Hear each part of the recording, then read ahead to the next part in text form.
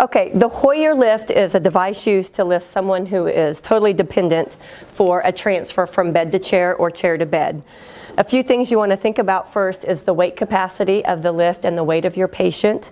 The weight capacity can be found somewhere on the frame of the lift. This lift happens to lift 440 pounds.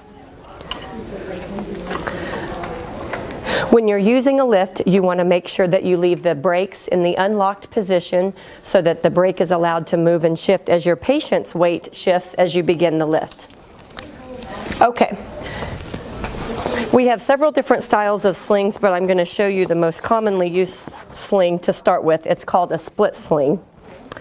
What you will do is you will take your patient and you will help them to roll so that you can get the sling underneath them. She'll roll up. You want to place this sling so that it goes from the top of their shoulders to just above their buttock area. Put it underneath. Okay, your patient will roll back and they'll come towards you and you'll pull the sling through. Back down. Once the sling is under your patient, you can now bring your lift to them. On the lifts, you will see that there is a remote that raises the lift with an arrow or lowers. You also have a power button to spread the base of the lift. You may need it more narrow to go under the bed. You may need a wider base to straddle a chair or a commode. You're going to take the lift up to your patient. You want to make sure and explain to your patient as you're preparing to lift them exactly what you're going to do so that they feel safe and comfortable. The leg part of the lift, you're going to come up underneath your patient's leg. The other side you'll bring under this leg. And as you prepare to hook it, you're going to cross. They're separate here. You're going to cross them so that as you lift it keeps their legs together, which is more comfortable for the patient. You'll hook the loops here from the legs for the shoulder portion. And sometimes you have to give it a little lift. Just watch your patient, make sure that they're comfortable. In this case, the lift does not have a head support, so we know that our patient has head control. If your patient does not have head control, we have longer slings that would support the head as well. Once they're here, ask the patient to cross their arms on their chest. Make sure that if they have any attachments, such as a Foley catheter or an IV or oxygen, that is in a situation that it can be moved with you.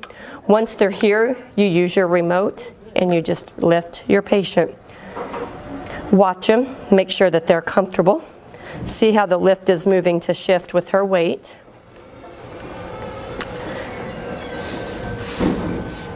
Bring her up from the bed. Typically there are two people that assist with the Hoyer transfer. You've got one person that is driving or manipulating the lift. You've got a second person maintaining the patient to make sure that they're safe. As you move the patient, they can either be perpendicular to the person driving the lift, or they can turn and face the patient driving.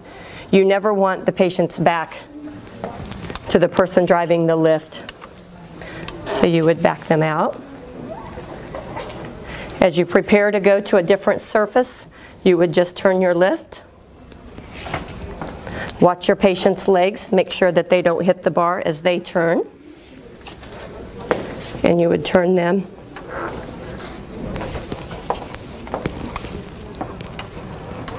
And put them on the chair or the commode or back to bed, wherever you'd like them to be.